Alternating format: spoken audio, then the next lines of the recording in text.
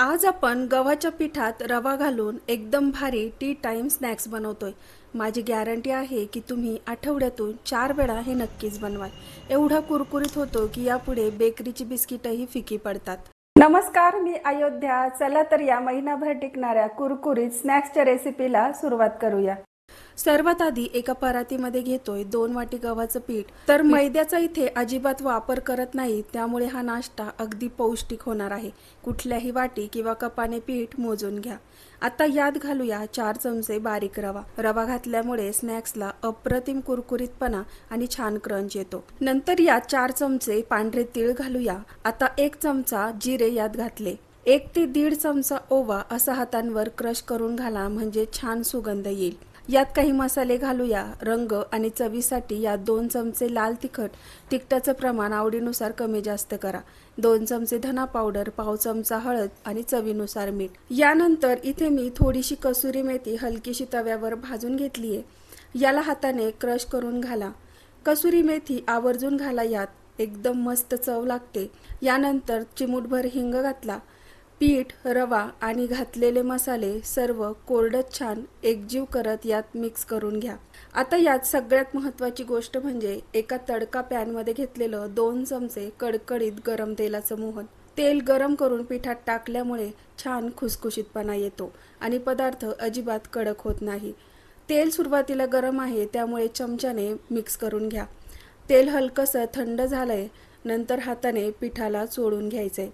तेलाचं मोहन हे संपूर्ण पिठाला लागलं हे कसं ओळखायचं, तर पिठाची अशा प्रकारे मूठ बांधली जायला हवी। अशा प्रकारे तेल पिठाला चांगलं लागलंय। यानंतर पीठ आपल्याला मळून घ्यायचंय। यासाठी थोडंसं पाणी घालून आपल्याला याचा घट्टसर गोळा मळून घ्यायचा आहे। तर इथे लक्षात ठेवा, हे पीठ मळत असताना खूप जास्त सैल किंवा खूप जास्त मऊ मळायचं नाहीये, नाहीतर स्नॅक्स हे आपले मऊ पडू शकतात। तर आपण पुरी बनवण्यासाठी जसं पीठ मळतो एकदम घट्ट, तसंच हे पीठ मळून घ्यायचंय। तर बघा, पीठ आपलं मळून झालंय, मस्त घट्टसर गोळा तयार करून घेतला।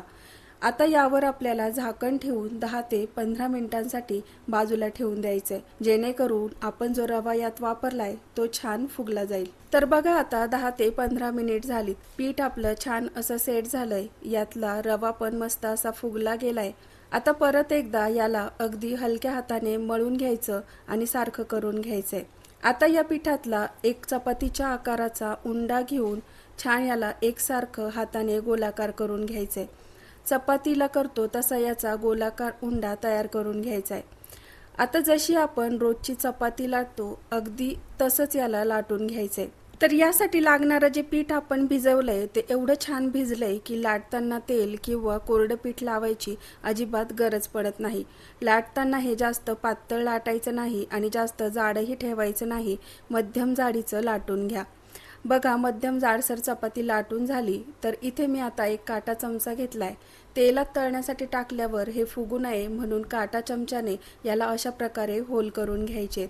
तळल्यानंतर जर हे फुगलं तर कुरकुरीतपणा येणार नाही, त्यामुळे ही स्टेप जरूर करा। आता हे कट करण्यासाठी मी इथे कटर वापरतेय, तुम्ही सुरी घेतली तरी चालेल। आता तुम्हाला आवडतील त्या शेपमध्ये हे कापून घ्या। तर मंडळी, चहासोबत तुम्हाला अजून कुठला स्नॅक्स खायला आवडतो ते कमेंट करून नक्की सांगा। मी इथे यांना छान डायमंड शेपमध्ये कट करून घेत आहे। याचा आकार तुम्ही हवा असेल तर थोडासा लांबट ठेवा। मी छोट्या आकारात हे कट करत आहेत। तुम्हाला जसा वाटेल तशा आकारात याला कापून घ्या। सर्वच शंकरपाळे तयार करून झाले की यांना आपल्याला आता तळून घ्यायचंय। ही मसाला शंकरपाळी तळण्यासाठी तेल चांगलं गरम करून घ्यायचं।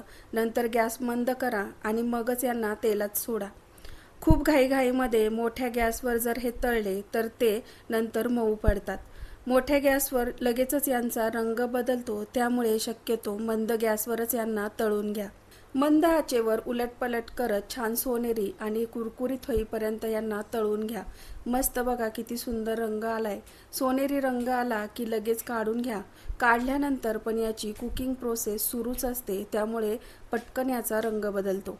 तर एका प्लेटमध्ये काढून घेऊ। अशाच प्रकारे तयार केलेले सर्व मसाला शंकरपाळे छोट्या छोट्या बॅचेसमध्ये तळून घेऊ। तर हे आहेत आपले गव्हाच्या पिठात रवा घालून बनवलेले खमंग, कुरकुरीत आणि जिभेवर विरघळणारे तिखट मसाला शंकरपाळे।